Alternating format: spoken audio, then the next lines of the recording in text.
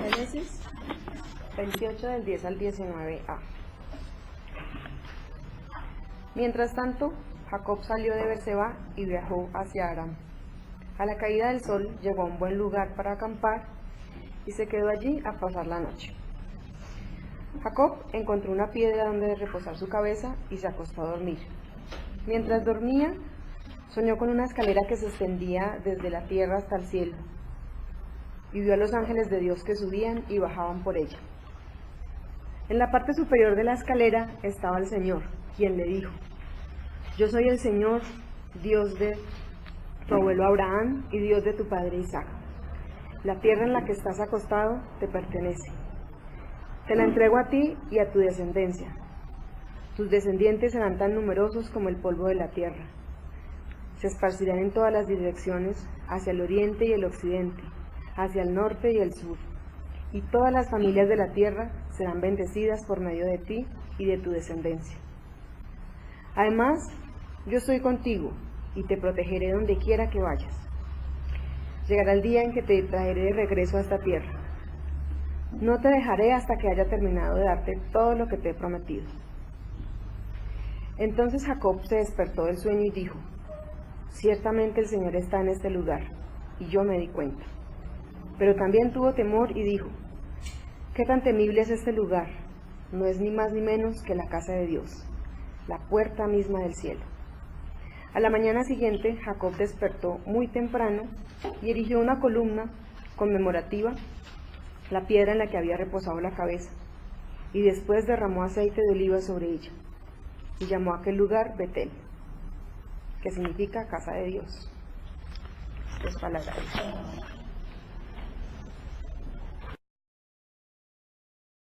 Buenos días. Vamos a leer el Salmo 139 del 1 al 2 y después del 23 al 24. Oh Jehová, tú me has examinado y conocido. Tú has conocido mi sentarme y mi levantarme. Has tenido desde lejos mis pensamientos. Has escudriñado mi andar y mi reposo, y todos mis caminos te son conocidos. Pues aún no está la palabra en mi lengua, y he aquí, oh Jehová, tú la sabes toda. Detrás y delante me rodeaste, y sobre mí pusiste tu mano. Tal conocimiento es demasiado maravilloso para mí. Alto es, no lo puedo comprender. ¿A dónde me iré de tu espíritu? ¿Y a dónde huiré de tu presencia? Si subiere a los cielos, allí estás tú. Y si el Seol hiciere mi estrado, he aquí, allí tú estás. Si tomare las alas del alba y habitare en el extremo del mar, aún allí me guiará tu mano y me asirá tu diestra. Si dijere, ciertamente las tinieblas me cubrirán, aún la noche resplandecerá alrededor de mí.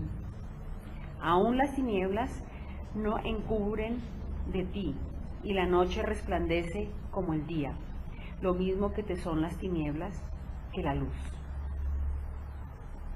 Examíname, oh Dios, y conoce mi corazón.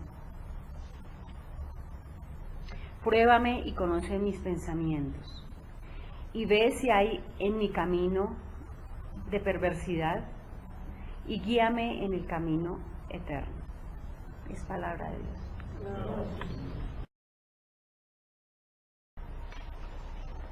Ahora vamos a leer Romanos 8, del 12 al 25. Y dice así: Los que viven según la naturaleza pecaminosa no pueden agradar a Dios. El 12.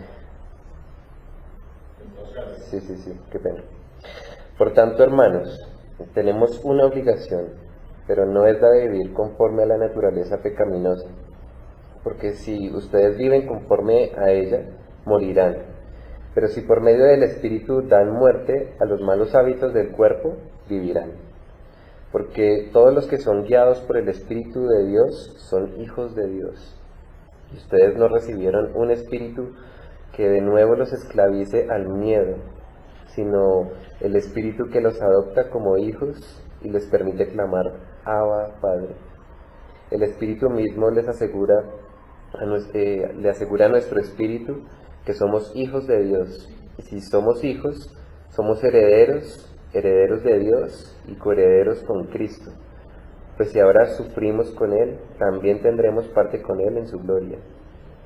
De hecho, considero que en nada se comparan los sufrimientos actuales con la gloria que habrá de revelarse en nosotros.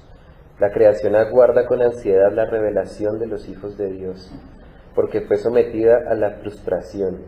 Esto no sucedió por su propia voluntad, sino por la del que lo dispuso, pero queda la firme esperanza de que la creación misma ha de ser liberada de la corrupción que la esclaviza, para así alcanzar la gloriosa libertad de los hijos de Dios. Sabemos que toda la creación todavía gime a una, como si tuviera dolores de parto, y no solo ella, sino también nosotros mismos, que tenemos las primicias del Espíritu, gemimos interiormente, mientras aguardamos nuestra adopción como hijos, es decir, la redención de nuestro cuerpo, porque en esa esperanza fuimos salvados. Pero la esperanza que se ve ya no es esperanza. ¿Quién espera lo que ya tiene? Pero si esperamos lo que todavía no tenemos, en la esperanza mostramos nuestra constancia. Esta es palabra de Dios. En el Evangelio del día de hoy corresponde Mateo 13, 24, 30 y 36 al 43. Eso es muy conocida porque se conoce como la parábola del trigo y la cizaña, y está con su respectiva explicación. Son de esas pocas que tienen explicación dentro de los evangelios. Jesús les contó otra parábola. El reino de los cielos puede compararse a un hombre que sembró buena semilla en su campo. Pero mientras los hombres dormían, vino su enemigo y sembró cizaña entre trigo y se fue. Cuando el trigo brotó y produjo grano, entonces apareció también la cizaña. Y los siervos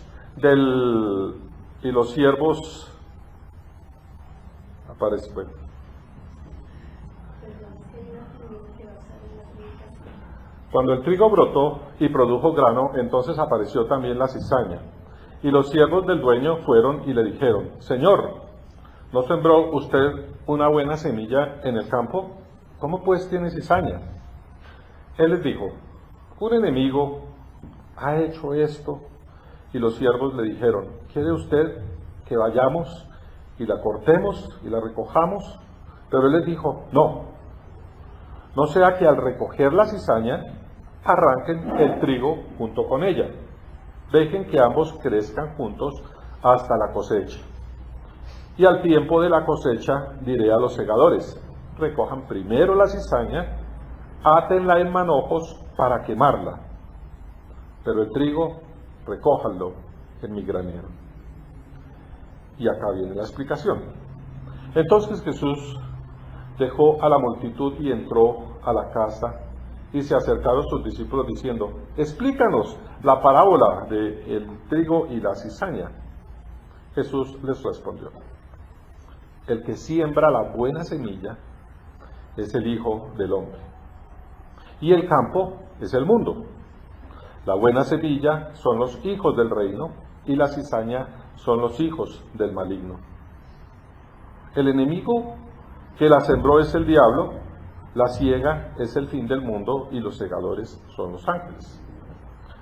Por tanto, así como la cizaña se recoge y se quema en el fuego, de la misma manera será en el fin del mundo. El Hijo del Hombre enviará a sus ángeles, y recogerán de su reino a todos los que son piedra de tropiezo y a los que hacen iniquidad, y los echarán en el horno de fuego. Allí será el llanto y el crujir de dientes. Entonces los justos resplandecerán como el sol en el reino de su Padre. El que tiene oídos, que oiga. Esta es palabra de Dios. Otra vez en esas disyuntivas que se encuentra uno, como le pasó a José en la predicación pasada, ¿no? Que una parábola que ya trae explicación. Entonces uno dice, bueno, ¿y qué hago acá? La idea es contextualizarla y ponerla en palabras de nuestros días, de nuestros tiempos. Es indudable que uno de los temas de actualidad en medio de nosotros aquí en Colombia es la corrupción. Este tema está candente. Una vez ya terminada la guerra con las FARC, entonces los medios se han volcado a destapar ollas podridas de la corrupción. No es algo nuevo, ¿no? Lo que pasa es que se convirtió en tema, en hashtag que llaman ahora. Un país donde el fiscal anticorrupción es apresado por corrupción, en donde un alcalde soborna, o por lo menos intenta sobornar a los magistrados para que no lo enjuicien por corrupción. Entonces paga para que no sea corrupto. Yo creo que es un país que tiene que hacerse una profunda autocrítica. Tiene que examinarse a sí mismo. Pero sobre todo pienso yo, sus dirigencias políticas, ¿no? Los dirigentes políticos también tienen que hacerse una autocrítica, un cambio de conducta. Pero es la realidad que vivimos, esa es la realidad. Y en medio de todo esto, y a portas de una campaña política para la elección presidencial, el año entrante estamos de elección presidencial. Entonces, empiezan ya las campañas políticas, y empiezan a aparecer los mesías, pretendiendo ser la salvación de Colombia, pretendiendo ser los impolutos, los que tienen la solución, señalando la paja del ojo ajeno sin mirar la viga de su propio ojo. Entonces uno se da cuenta de cómo los políticos ahora salen a decir es que vamos a combatir la corrupción, y él mismo que está diciendo eso está investigado por una o por otra cosa. Pero este es el país en el que estamos viviendo. Ahorita va a comenzar la guerra sucia en las redes sociales, ya estamos acostumbrados a eso. Entonces empiezan la mentira, la desinformación, todo con el ánimo de desacreditar al posible contrincante, y yo creo que de despistar a los votantes, ¿no? Y ya se lee en las redes, ¿no? Pena de muerte para los corruptos. Y se han establecido bandos bien definidos, ideologías radicales, para las cuales ningún argumento les sirve. Solamente quieren alcanzar el poder para acabar con todo lo que creen que está mal, o desde su punto de vista está mal, e implementar todo lo que creen que está bien. Y es la verdad, ¿no? Estamos ansiosos por una solución inmediata. Creemos que sabemos lo que es correcto y estamos listos para derribar cualquiera que no esté de acuerdo con nosotros. Y yo creo que esto es particularmente cierto mucho en las personas, sobre todo que hablan de contexto religioso, ¿no? Al parecer muy rápidamente grupos religiosos se embarcan en cruzadas para, digamos, acabar con la inmoralidad. Y esto no es nada nuevo, ¿no? No es nada nuevo. El Señor Jesús mismo, en este contexto, en el contexto de la historia, trató con esta gente día a día. Fariseos que querían evitar ser asociados con gente que no era completamente kosher, o sea, que no eran completamente judíos, o que no cumplían las normas judías. También le tocó enfrentarse con fanáticos que querían usar la violencia para herir al enemigo romano, querían acabarlos. o justos que estaban dispuestos a apedrear a una mujer acusada de adulterio, o personas que inclusive ridiculizaron o criticaron a Jesús por todo lo que decía y lo que hacía. Y esta autojusticia es precisamente la actitud que Jesús aborda en esta parábola en esta mañana. Bueno, lo vi desde ese punto de vista. Y entonces dice, el reino de los cielos es como un hombre que sembró una buena semilla en el campo, pero dice que su enemigo bajo la oscuridad vino y sembró cizaña. Los criados se preguntaban, ¿de dónde vino? Pensábamos que habías plantado buena semilla, le dicen al maestro. Y él responde, estas malas hierbas son el trabajo del enemigo. Bueno, entonces dijeron los vivientes, ¿qué vamos a hacer? ¿Vamos a sacarlas todas esas hierbas ahora mismo? Pero por sorpresa el maestro le responde, no, porque hay demasiado peligro en arrancar el trigo bueno junto con las malas hierbas. Más bien esperen que crezcan juntos, y cuando ya llegue la cosecha, entonces serán separados y la cizaña será quemada. Esas son de esas imágenes un poco aterradoras, ¿no? Del fin del mundo, cuando el Señor traiga juicio sobre la humanidad. Pero también nos hace pensar sobre la seriedad de nuestra fe. Y es donde dice, wow, ¿seré trigo o seré cizaña? Y ese es el título que le he puesto.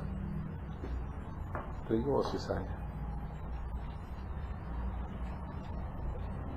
Y es la verdad, ¿no? Estamos en un mundo donde convive el bien y el mal, el bueno y el malo.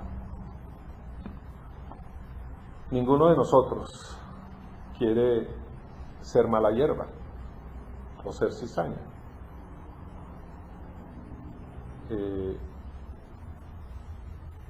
Sobre todo por el destino horrible que expresa acá, ¿no? De ser quemado al final de los tiempos.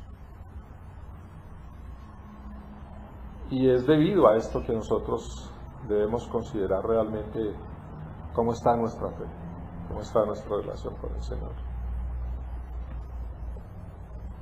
Jesús sabía bastante sobre el trigo y la cizaña. Quisiera mostrarle el... ¿Pueden pasar el siguiente?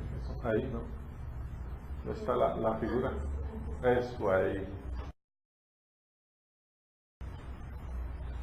Quiero mostrarles una cosa. Este es el trigo de acá. Y esta es la cizaña. Entonces, si se dan cuenta, es muy parecida, ¿no? Y sobre todo, cuando está más pequeñita, son casi iguales. Entonces, como se dan cuenta, ¿por qué se decide no cortarla?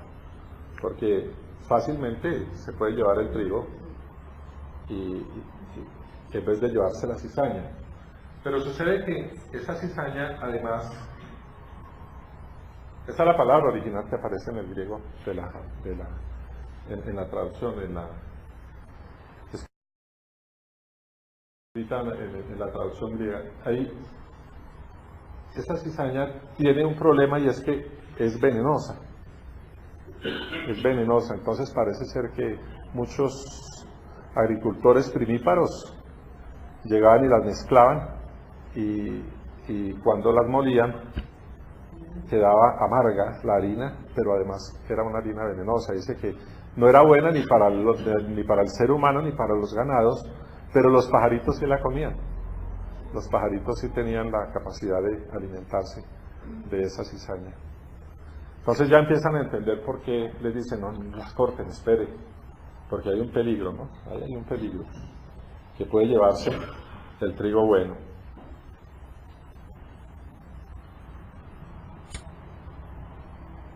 Las malas hierbas de las que Jesús hablaba, pienso que no eran diferentes a las malas hierbas que crecen hoy en cualquiera de nuestros propios jardines o en medio de nosotros.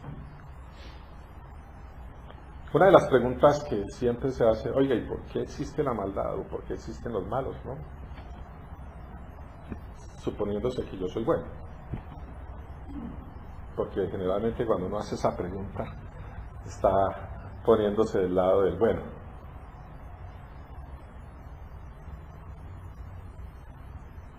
Y generalmente estas hierbas crecen en los huertos, en los jardines, robándose el agua, robándose el alimento de las plantas buenas.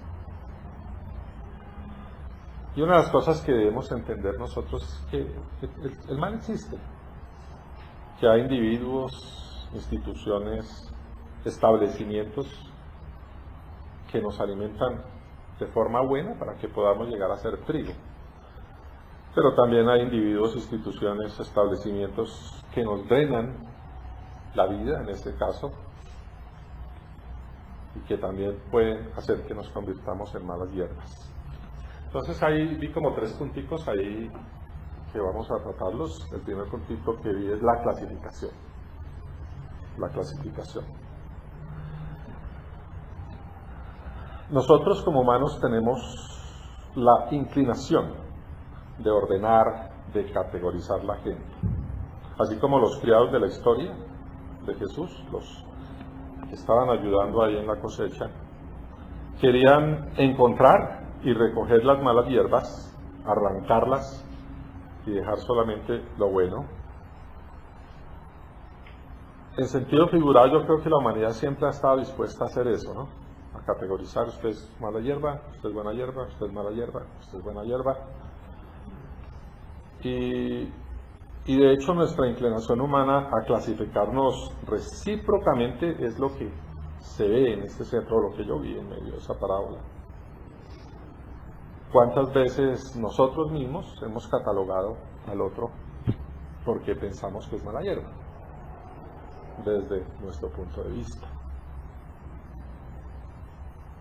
Nosotros hemos aprendido que si llevamos una determinada vestimenta, somos clasificados rápidamente. Si pertenecemos a un grupo social, si hemos aprendido que somos parte de un grupo social, o somos parte de un país, o que somos, y los que son diferentes, entonces a veces tendemos a tratarlos diferente. Nos pasa con los extranjeros, con los que piensan diferente a nosotros, entonces inmediatamente entramos a tratarlos de cizaña. Es que piensa diferente a mí.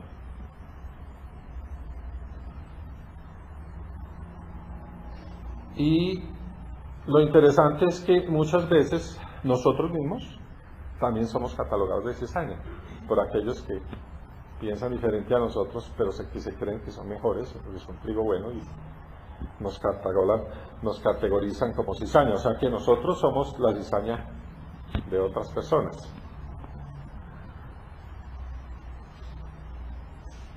Para entender esta historia, vayamos un poquito a un nivel más profundo. Esta parábola del trigo y la cizaña también miramos de mirar un poquito más de cerca el mundo para cual fue escrita esta parábola, para cual Mateo escribió. La obra de Mateo nos sitúa en la segunda generación cristiana, durante ya algunas décadas después de la muerte del Señor Jesucristo y de su resurrección. Y en ese entonces el grupo se conocía como el grupo de los nazarenos. Todavía no se conocían como cristianos, los nazarenos, dentro de la gran familia religiosa judía, de fariseos, saduceos, celotes, esenios y otros.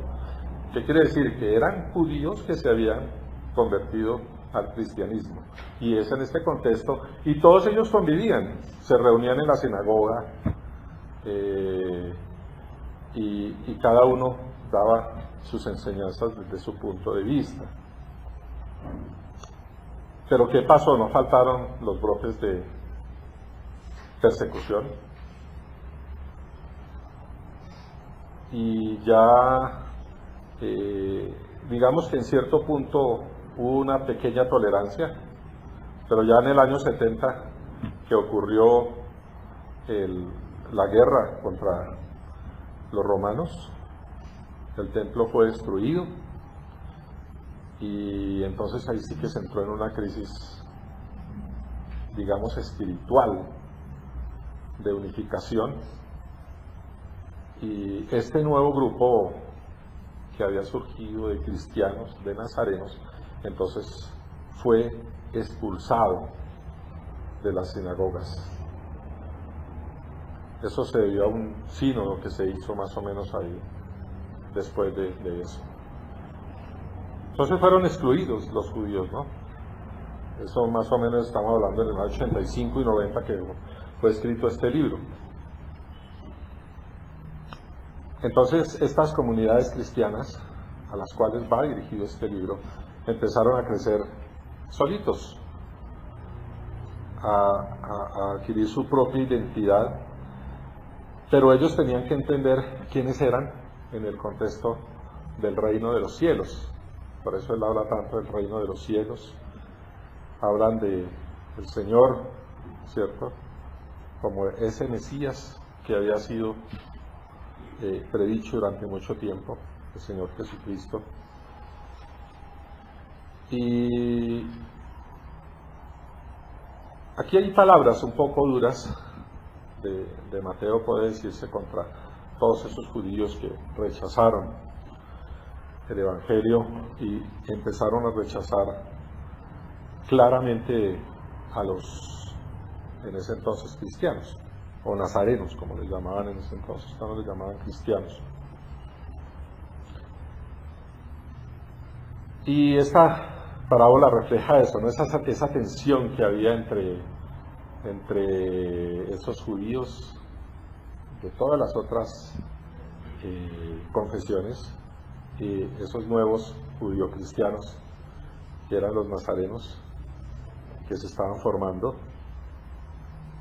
y esa competencia entre el trigo y la cizaña por obtener el alimento, por sobrevivir, por salir adelante. Pero una de las cosas que vemos acá es que nosotros no estamos llamados a clasificar, no estamos llamados a poner rótulos, porque quizás mismo nosotros seamos la cizaña de otros.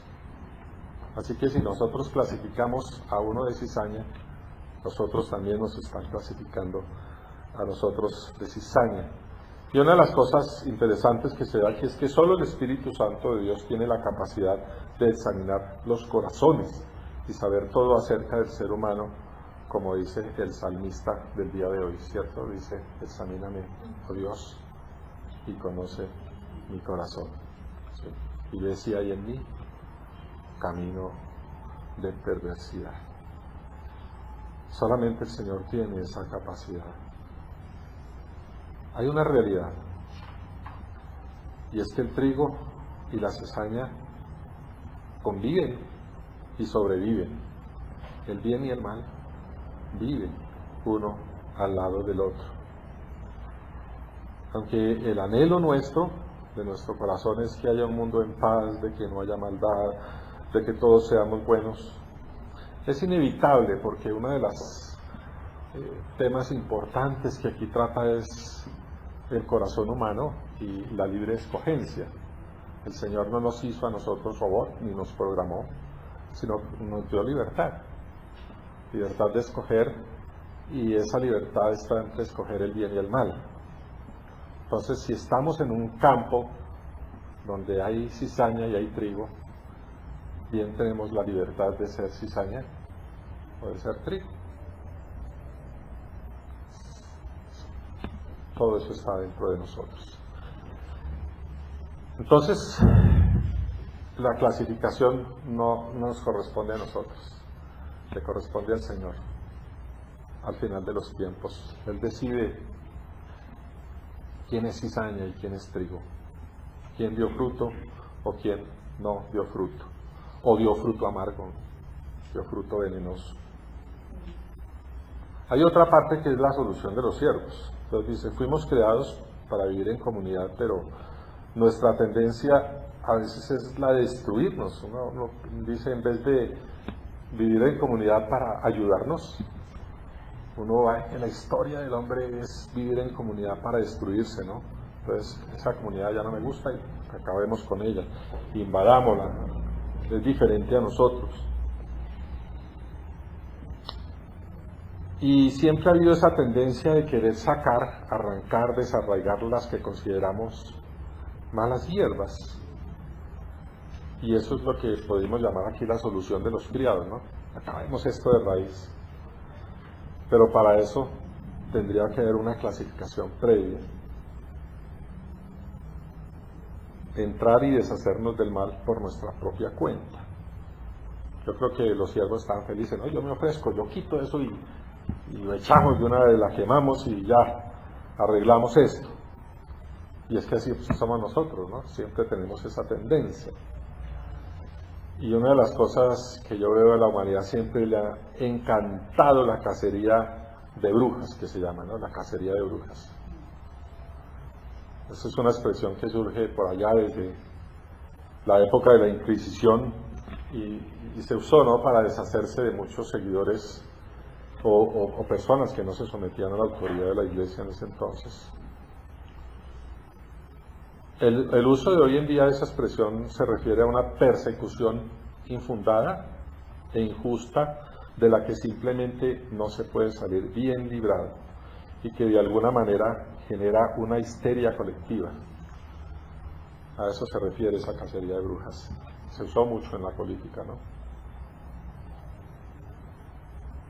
Puede ser algún mal social que estemos repudiando, alguna facción política, alguna facción religiosa, inclusive ideológica, que no comulgan con nosotros. Entonces muchas veces no nos gusta entrar al debate, sino la humanidad siempre ha tendido a querer erradicar a aquellos que parecen diferentes. La historia humana está lleno de episodios de grupos que califican a otros como malas hierbas y por lo tanto ven su obligación erradicarla por este pensamiento aparentemente religioso.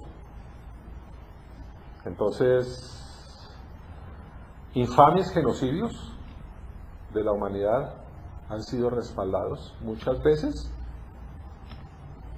por la Biblia, queriendo erradicar el mal por personas que se creían mejores que los que estaban erradicando. Simplemente déjanos que nosotros nos ocupemos de eso, maestro, le dicen ahí. Y se imagina la sorpresa cuando el Señor les dice, no, déjelos que crezcan. Déjelos que crezcan. La solución del maestro es diferente, ¿no? En lugar de un ataque inmediato, Él dice, esperen, tengan paciencia, que al final al final se hará la escogencia, y eso es una prerrogativa de Dios. Yo me imagino que estos siervos quedaron un poco perturbados, ¿no? Pero ¿cómo así? Si nosotros podemos erradicarlas, ¿por qué dejarla crecer ahí? De pronto el trigo no crece bien, de pronto... Pero el Señor sabe lo que hace, ¿no? El Señor sabe lo que hace y Él sabe cómo son las cosas al final. Y así son las cosas con nosotros, ¿no? La solución de los siervos, que debe arreglar las cosas de uno, porque nosotros tenemos una visión que es la de nuestro punto de vista, pero sucede que el Señor tiene una solución. Así que yo digo, esta es la solución de ellos, de los siervos, y está la solución del maestro. Y yo creo que la primera parte que el maestro trata de decir es que nosotros reconozcamos que no tenemos la capacidad de hacer esa erradicación. Y es primero porque nosotros mismos, cuando juzgamos a alguien, estamos sesgados por nuestra propia creencia o nuestro propio pecado o nuestra propia idiosincrasia, ¿sí? Y segundo, en medio de eso nosotros podemos acabar con el trigo bueno. podemos acabar con buenas personas, que desde nuestro punto de vista son cizaña, pero que desde el punto de vista del Señor son buen trigo. A veces es difícil para nosotros admitir este tipo de limitaciones, ¿no? Pero una de las cosas que nosotros debemos tener en claro es que el Señor sí tiene esa capacidad de distinguirnos, de examinar el corazón de nosotros, porque nosotros en medio de esa circunstancia podemos pisotear el campo, podemos tirar plantitas de las malas plantas que hemos recogido y igual vuelven a crecer, pero lo más importante es que podemos arrancar el buen trigo y hacer que esto se convierta en un caos. Y eso es lo que hemos visto, ¿no? En esas persecuciones que terminan a veces en genocidios, que de pronto muchas veces pretendieron hacer el bien, limpiar, hacer una limpieza social, como dicen, pero terminan en grandes desastres,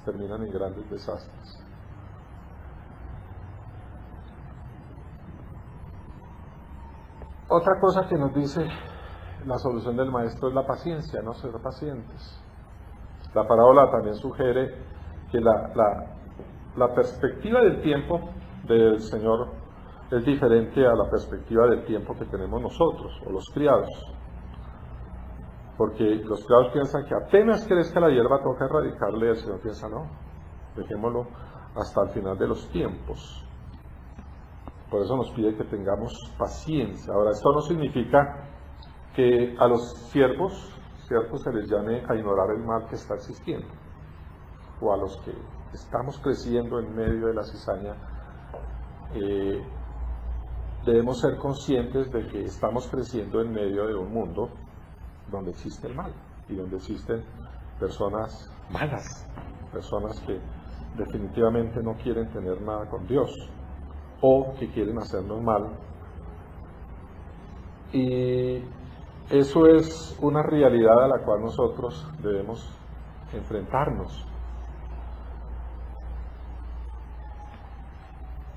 Pero dice aquí la parábola, yo creo que un poco alegórica, pero en medio de la explicación que da, dice él, al final del tiempo separará lo que es bueno, lo que es trigo y lo que es cizaña, y lo quemará, ¿no? Lo separará, y lo otro va al granero del agricultor.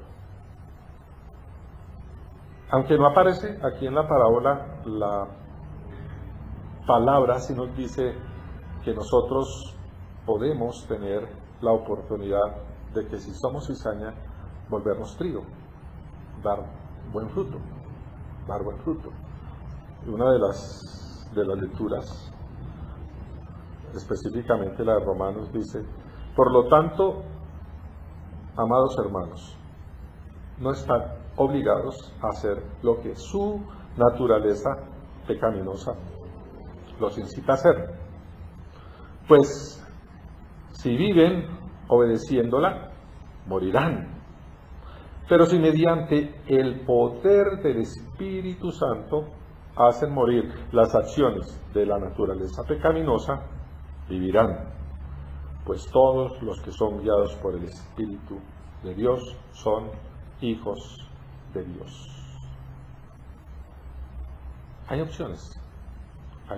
O sea, siempre tenemos la opción de que si somos cizaña, de que si al hacer el autoexamen encontramos que de alguna forma no estamos dando fruto, entonces podemos dar fruto, porque el Señor nos ha dado esa herramienta. El Señor nos amó tanto que dio a su Hijo unigénito para que seamos salvos. Y nos salva a través de su Hijo. Pero además nos deja el Espíritu Santo para que podamos vivir en medio de la cizaña y crecer junto con la cizaña. Entonces, sí hay esperanza de poder crecer en medio de un mundo malo, de un mundo que sufre, que tiene donde hay gente que hace maldad, y ser buen trigo, y de hecho la Iglesia le ha tocado así durante todo el tiempo, durante toda su existencia, ¿no? Hasta el día de hoy, desde hace 2000, más o menos 2000 años, ha existido y en medio de situaciones bien complicadas, bien difíciles. Ahora, sí tenemos evidencia y la historia nos cuenta de cuando la Iglesia misma se convirtió en cizaña. La Iglesia misma se convirtió en cizaña. Los cristianos, o aquellos que se han dicho cristianos, se convirtieron en cizaña y no dieron buenos frutos, dieron malos frutos. Persiguieron, mataron, robaron. Pero el Espíritu Santo de Dios nos empodera para poder crecer en medio de la cizaña. Y eso es lo que quiere el Señor, ¿no? El Señor quiere que seamos salvos, que podamos vivir en medio de ese mundo, que no nos perdamos. Él espera que nos convirtamos, Él espera que volteemos nuestros ojos a Él, espera que no seamos ahogados por esas malas hierbas, sino que crezcamos y demos buen fruto a pesar de todas esas circunstancias, que no le respondamos al enemigo, sino que le respondamos a Él. Y como dice, ¿no? Examíname, oh Dios, conoce mi corazón, pruébame y conoce mis pensamientos que me inquietan.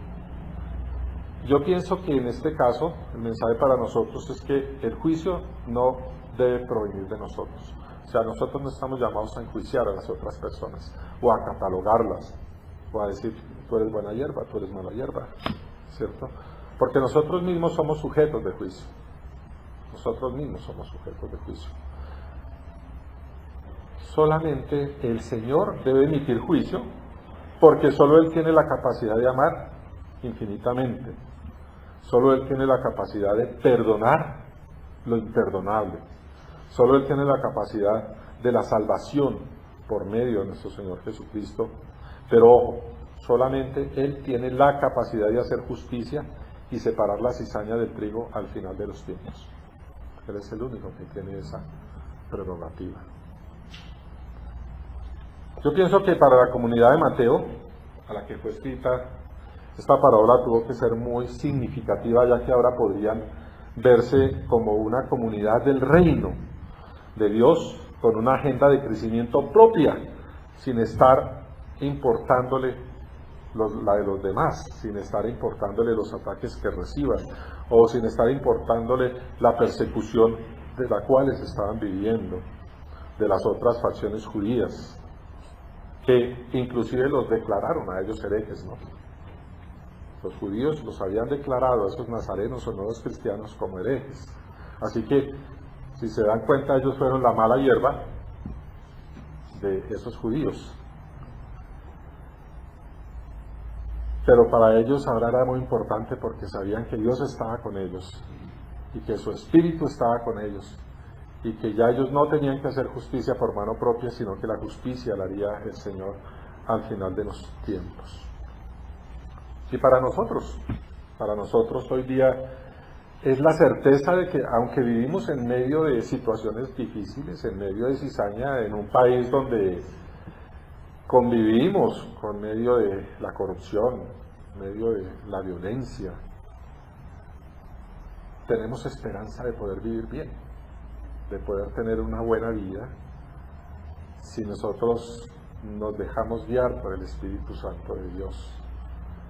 Tenemos la esperanza de ser buenas personas, de ser buen trigo, si dejamos que el poder recreador, o sea, el poder del que creó, tiene el poder de recrear, que es el del Espíritu Santo de Dios, nos recrea a nosotros y nos guíe por el camino y haga que demos buenos frutos. Por eso dice que los frutos, ¿no?, del Espíritu son la paciencia, la paz, el gozo, hay frutos que son buenos. No nos corresponde a nosotros emitir juicios sobre los demás, porque no tenemos esa capacidad. Es importante que lo entendamos, porque inclusive dentro de nosotros, los mismos cristianos, tendemos a rotularnos, ¿no? Es que este es bíblico, este no es bíblico, este es carismático, este yo no sé qué, este es católico, este es protestante, este... No estamos llamados a eso. Estamos llamados a nuestro propio crecimiento, a preocuparnos por nuestro propio crecimiento en medio de las situaciones complicadas, en medio de la cizaña. Porque sabemos que el único que va a poder emitir el juicio al final de los tiempos es Dios. Es Dios. Y como dice una de las frases preferidas de Mateo, ¿no? Y ahí vendrá el llanto y el crujir de dientes. El llanto y el crujir de dientes. O sea que hay oportunidad, ¿no? Tenemos oportunidad de ser buen trigo, de ser buen trigo. Pongamos en pie y oremos al Señor. Padre Santo, queremos agradecerte, Señor, por tu inmensa misericordia, porque aún en medio de la realidad del ser humano, que tiene esa libertad de escoger entre el bien y el mal, tú nos das la oportunidad para que escojamos el bien. Nos lo pones ahí de frente. Nos pones a nuestro Señor Jesucristo para que nosotros le sigamos, para que aprendamos, pero también nos das la oportunidad de poder ser regenerados, de poder ser recreados por el poder del Espíritu Santo, Señor. Definitivamente queremos ser buen trigo, no queremos ser cizaña. Pedimos, Señor, que actúes en nuestros corazones, pero también que entendamos que nosotros somos los que podemos dejar o no dejar actuar al Espíritu Santo para que nos recree. Anhelamos, Señor, un mundo mejor, un mundo bueno, una Colombia sin corrupción, sin violencia, llena de progreso. Pero también, Señor, estamos conscientes de que no es nada fácil, porque estamos conviviendo entre el bien y el mal. Que nosotros seamos buen trigo, Señor, que podamos ser ejemplo, que podamos poner ese granito, Señor, en medio de estas circunstancias difíciles que atraviesa nuestro país.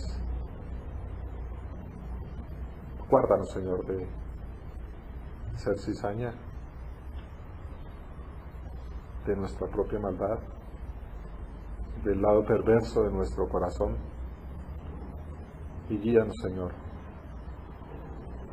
Como dice el salmista, examíname, oh Dios, examínanos, Padre, examina nuestro corazón, y mira si hay en nosotros camino de perversidad, Señor, y límpianos con tu Espíritu, Señor, y guíanos por el camino de la vida eterna. Escucha, Señor, nuestra oración.